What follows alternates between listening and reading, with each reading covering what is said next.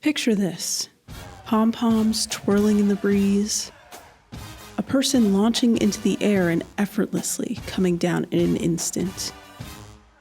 Synchronized moves that could rival the fiercest dance-offs. A stadium roaring with applause. With its exuberant athleticism and boundless enthusiasm, cheerleading has been an enduring symbol of school spirit and team support for over a century.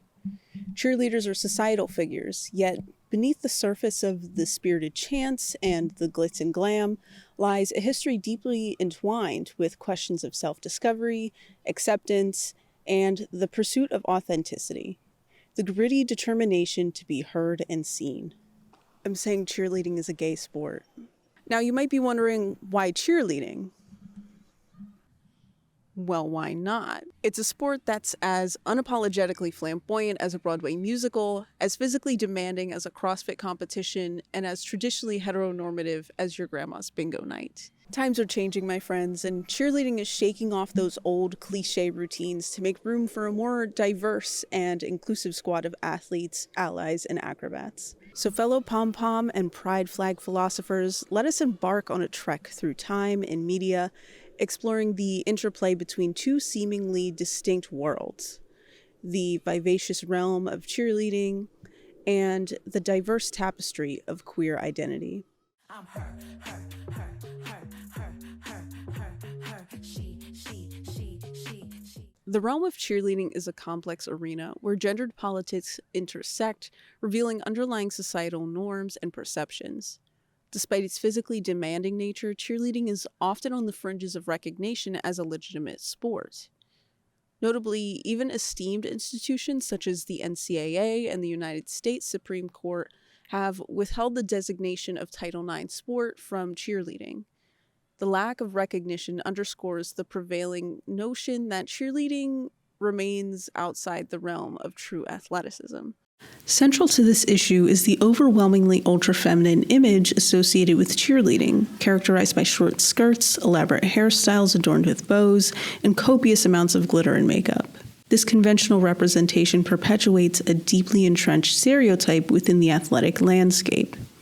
The archetypal cheerleader, typically a conventionally attractive young woman, commands the attention of her male peers and incites envy among her female counterparts. She becomes a symbol of high social status, surrounded by peers of similar standing. Moreover, the traditional pairing of a cheerleader with a football player reinforces the quintessential American image of apple pie eating, white picket fence, 2.5 kids, and 401k having heteronormative relationship within a hyper-masculine context, harking back to a bygone era. Interestingly, this image contrasts starkly with cheerleaders' historical origins. Originating around 1900, cheerleading was initially dominated by men. Men were selected as yell leaders to lead crowds in cheering for their teams, a role that held great honor and respect. The involvement of women in the 1920s was born out of the scarcity of other athletic activities accessible to them at the time. This was the beginning of a repositioning in a gender dynamic of cheer. The concept of male flight played a pivotal role in this transformation. Similar to white flight, the phenomenon of white people moving out of urban neighborhoods that are becoming racially or ethnically diverse, male flight describes the departure of men from items or practices that are traditionally deemed feminine as a response to changing gender norms.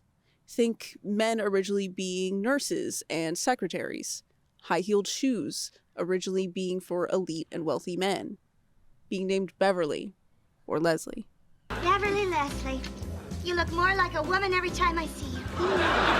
In the context of cheerleading, male flight was a direct response to the shifting ideas of masculinity in the early to mid-20th century. As traditional male cheerleaders transitioned to other sports or activities that aligned more closely with the socially accepted form of masculinity, such as football or wrestling, women began to fill the void in cheerleading squads. This shift led to the gradual feminization of cheerleading, where the athleticism and physicality of the sport were devalued, and its association with femininity became more pronounced. This historical trajectory serves as a reminder that the perception of cheerleading has evolved significantly, thus complicating the gendered narrative attached to it. In a bid for greater recognition and respect, cheerleading has embarked on a journey towards being acknowledged as an athletic pursuit. Despite the sport's transformation into a competitive activity, it remains ensnared in gendered politics. The desire for legitimacy often prompts cheerleaders to emphasize the athleticism inherent to their routines. Yet the specter of femininity and the rigid view of it only serving the purpose of cheering on male athletes generates controversy around the push for sports status. Heterosexual male cheerleaders, in their quest to distance themselves from perceived femininity, inadvertently underscore the profoundly entrenched issues of homophobia and toxic masculinity pervasive within orthodox male sports environments. More on that later. This tug-of-war between traditional perceptions and modern aspirations showcase the intricate gender politics intertwined within cheerleading. The sport's journey mirrors the societal fluidity and boundaries of gender constructs.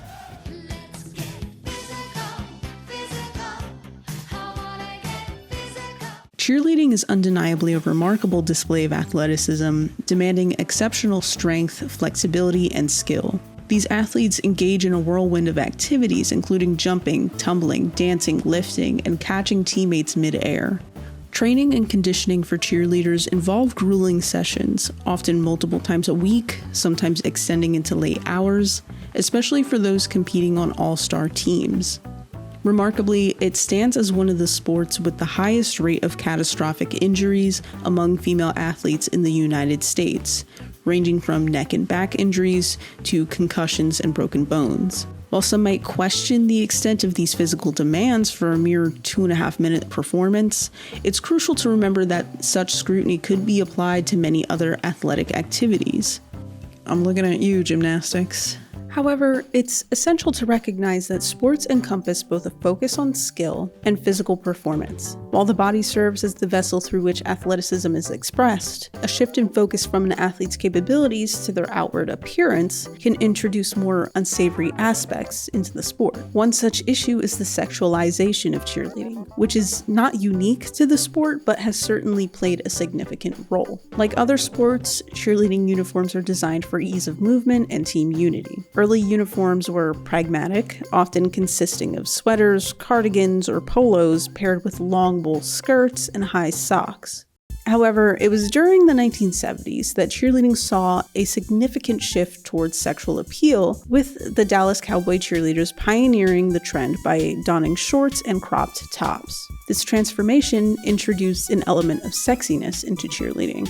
Despite this sexualized image, strict rules were enforced on the cheerleaders, prohibiting behaviors such as drinking, smoking, chewing gum, swearing, and even wearing the uniform outside of official games, charity events, or photo shoots. The director of the Dallas Cowboys cheerleaders, Suzanne Mitchell, was particularly protective over her cheerleaders, ensuring their safety from harassment or violation during public appearances, even going so far as to kick a high-angled camera that attempted to upskirt the cheerleaders while recording a TV appearance. In today's media-saturated society, searching for cheerleader online often leads to pornographic content, further exacerbating the issues of sexualization within the sport. Some of the more popular videos surrounding the cheerleader keyword on adult websites depict women engaging in same-sex adult activities. These explicit portrayals aren't entirely new. They find their origins in the 1970s through sexploitation movies. The more overt examples of this include movies like The Cheerleaders from 1973, where a high school cheer squad sleeps with rival team players the night before the game to ensure their fatigue, and 1979's The Great American Girl Robbery. Not to be confused with the 2019 Black Friday incident of $1,000 worth of merchandise stolen from an American Girl store in North Carolina. No, this is centered around a bus of cheerleaders being taken hostage. Debbie Does Dallas was a 1978 porno featuring a woman who auditioned for the Dallas Cowboys cheerleaders but was rejected, showcasing explicit acts, both heterosexual and homosexual, involving cheerleaders. This film had been played in various adult theaters and even led to a lawsuit from the Dallas Cowboys cheerleaders due to the uncanny resemblance of the uniforms, revealing the tension between their sexy image and the community-oriented, wholesome image they aimed to uphold.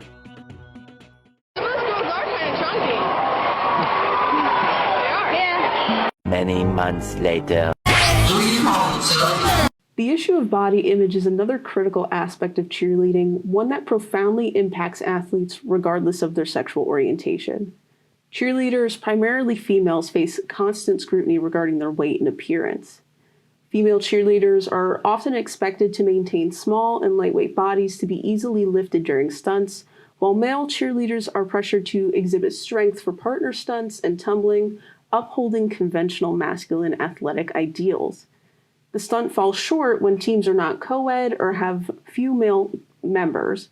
Moreover, girls may be required to adhere to impose weight limits disguised as measures for their benefit. Consequently, this environment has contributed to disordered eating, body shaming, and increased injury risks. Taking the Dallas Cowboys cheerleaders as an example once again, their documentary Daughters of the Sexual Revolution reveals the long-lasting effects of the weight-focused behaviors practiced within the DCC during the 1960s and 70s. Original DCC members discussed the extreme lengths they went to maintain their desired weight, such as wrapping their waists in saran wrap and running long distances, or adhering to strict weight regimens enforced by the organization. These practices resulted in severe consequences, including anorexia and persistent body image dissatisfaction. Furthermore, a study published in the Journal of Athletic Training in 2012 highlights the pervasive issue of body image dissatisfaction and eating disorders within cheerleading. Weight expectations may vary by squad position, leading to constant comparisons between those with different roles. Bases and back spots who tend to be heavier to support flyers often feel more self-conscious about their bodies. Consequently, this environment contributes to an estimated eating disorder risk of 33.1 among cheerleaders, with a strong desire to appear smaller than their perceived body images, especially when uniforms are more revealing. For the queer population within the sport, these issues are compounded by the distinct challenges they face. Research findings reveal that LGBTQ+ individuals are likelier to experience eating disorders and disordered eating behaviors. These risks are associated with factors like a diminished connection to the queer community, perceived stigma, low social support, an unmet need to belong, a heightened emphasis on fitness and attractiveness, body image dissatisfaction, and higher BMI. While undeniably demanding and impressive in terms of athleticism, cheerleading is deeply entrenched in its own image issues. Recognizing and addressing the long-held sexualization and weight concerns is essential to create a more inclusive and affirming environment, one that celebrates athleticism and diversity rather than objectification and harmful body standards.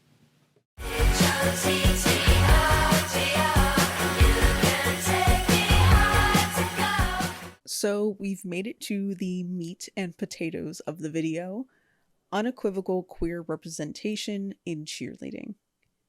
Cheerleading holds a paradoxical position in American culture. Cheerleaders are instantly recognizable icons representing youthful prestige, wholesome attractiveness, peer leadership, and popularity. Simultaneously, they are perceived as symbols of mindless enthusiasm, shallow boosterism, objectified sexuality, and promiscuous availability, evoking a sense of vanity. This dual nature mirrors society's perception of femininity as both a weapon and a beacon. Queer individuals have often been subject to similar dichotomies, oscillating between being seen as sexless or hypersexual, reinforcing the parallel between cheerleaders and queerness. Regarding queer female representation, But I'm a Cheerleader stands out as a film that challenges traditional stereotypes.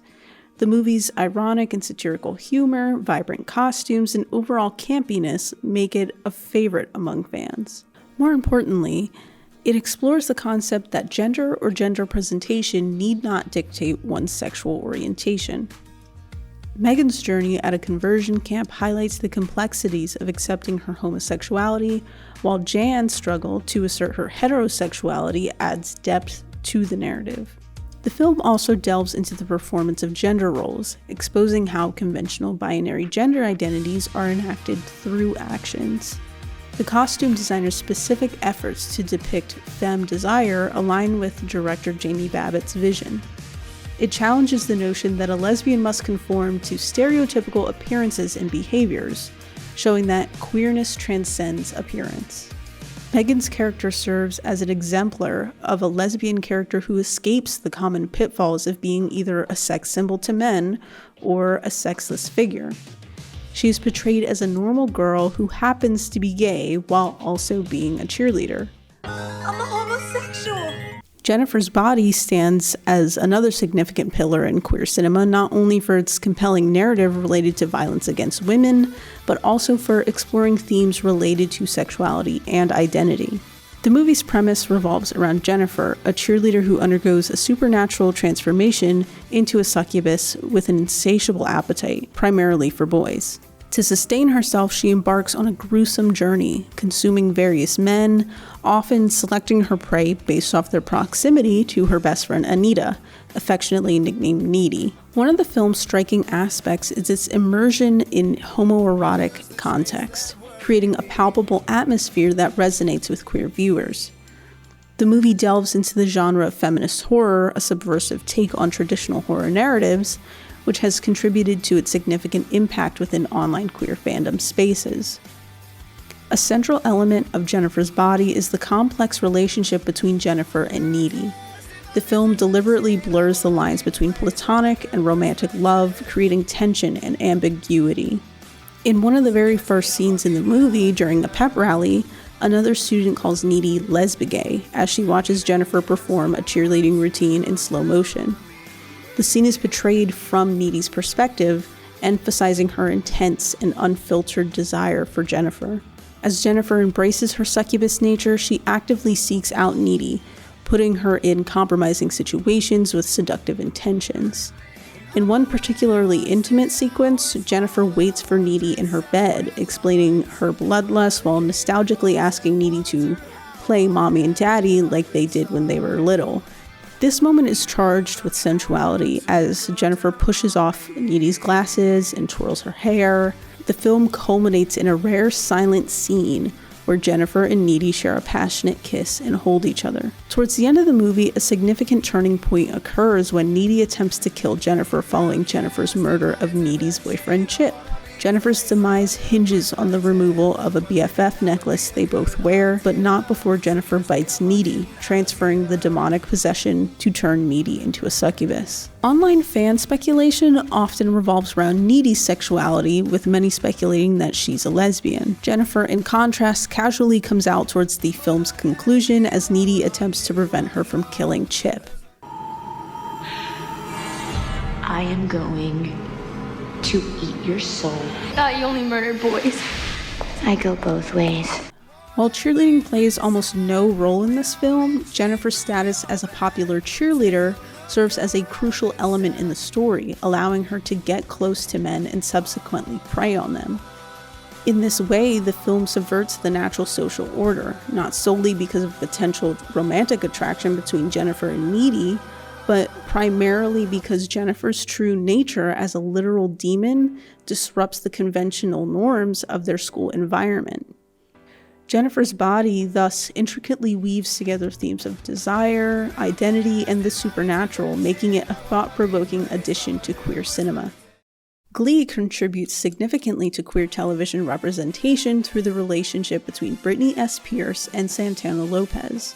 Not only because Glee was a show targeted towards teens and young adults, but the fact that Glee aired on the historically conservative primetime network Fox made it even less likely that the show would deepen Britanna's storyline beyond the throwaway lines implying that they had a sexual relationship within their friendship. Sex is not dating. If it were, Santana and I would be dating. Seemingly like the duo was never destined to be treated like a real couple. When Glee aired, representation on TV was minimal, practically non-existent when it came to general lesbian and bisexual teen stories. Degrassi Next Generation had a bisexual character, Paige, and Pretty Little Liars had a lesbian character, Emily, but that was it. Pretty Little Liars depicted a toxic relationship between main characters Emily and Allie, not exactly the best representation of a healthy relationship for young queer viewers. That's what made Britannia so special. Their relationship was real, and it was loving, and it allowed queer youth to see that kind of romance as a possibility for their own lives. Their uniforms are also inextricable from their characters. We are introduced to them as members of Sue's Cheerios squad. The first time we see them kiss, they're on a bed in their cheer uniforms. It's the clothing we see them in the most during the series. Additionally, they were characters with a very realistic representation of some queer relationships, interracial, different sexualities, Brittany being bisexual and Santana being a lesbian, as well as navigating your sexuality while realizing you have feelings for your friends. When it comes to male cheerleaders, their acceptance within the cheerleading space is complicated by several factors. While it may be more accepted for queer men to participate in cheerleading, the nuanced discussion around masculinity persists. Society often portrays homosexual men as more feminine, perpetuating stereotypes like the twink best friend to a straight girl. This stereotype is common in pop culture, further complicating the perception of male cheerleaders. In many cases, gay men in cheerleading are seen as a safe version of masculinity because they're not perceived as vying for the romantic or sexual attention of women. However, this portrayal is fraught with challenges as gay men are often policed for their behavioral performance. Coaches, school administrators, and alumni pressure male cheerleaders to conform to traditional notions of masculinity. This includes avoiding any appearance of homosexuality, as it might threaten the squad's reputation. The public nature of cheerleading exacerbates this issue, as performances are staged before audiences, making the performance of masculinity visible to spectators and cheerleaders alike. The dynamics of masculinity within cheerleading are complex and vary across squads and companies, illustrating the fluidity of masculinity as compared to femininity. Interestingly, even straight male cheerleaders are not immune to the homophobia associated with their association with a feminine perceived sport. This is due to the negative stereotype placed on heterosexual men participating in such activities, which contrasts with the hegemonic masculinity. As hegemonic masculinity is constructed in relation to subordinated masculinities in women, cheerleading becomes a contested space where men are compelled to manage their gender image to align with societal expectations. One notable development within the cheerleading world is the introduction of male flyers, subverting traditional roles and expanding opportunities for men to participate.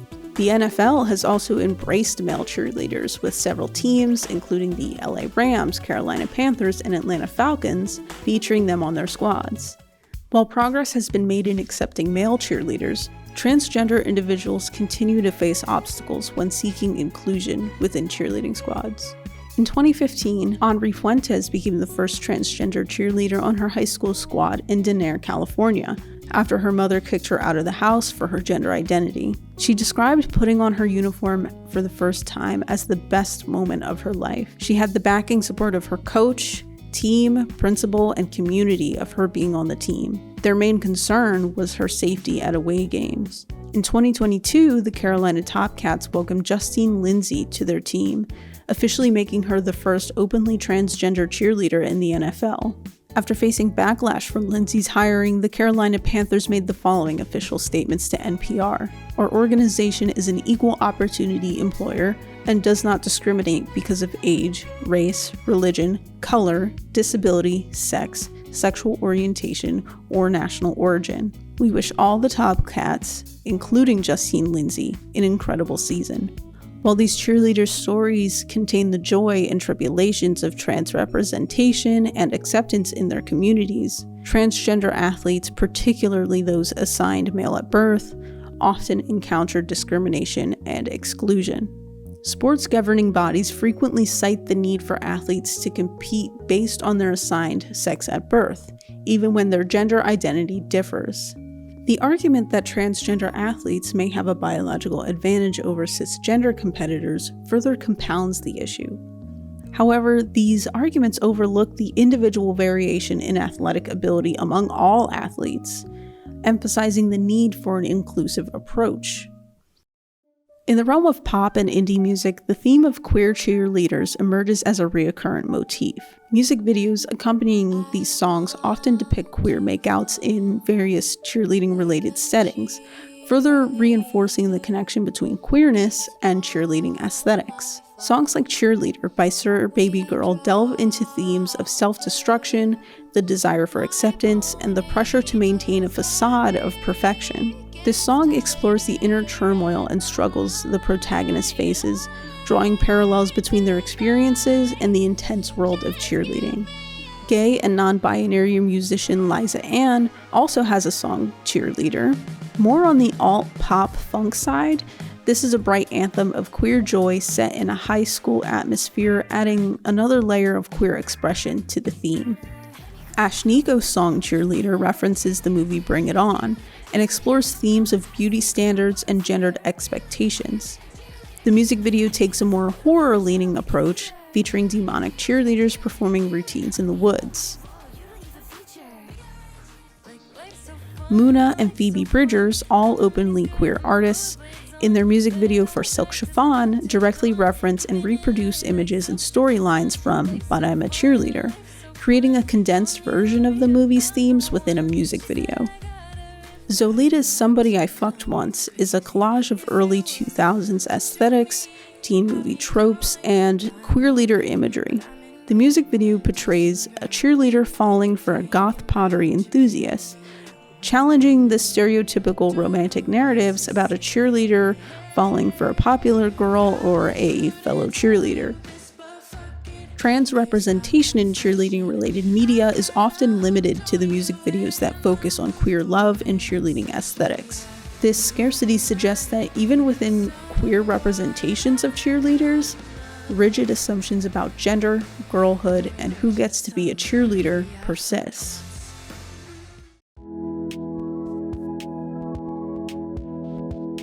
The intricacies of cheerleading as a microcosm of cultural gender constructions extends beyond regulation.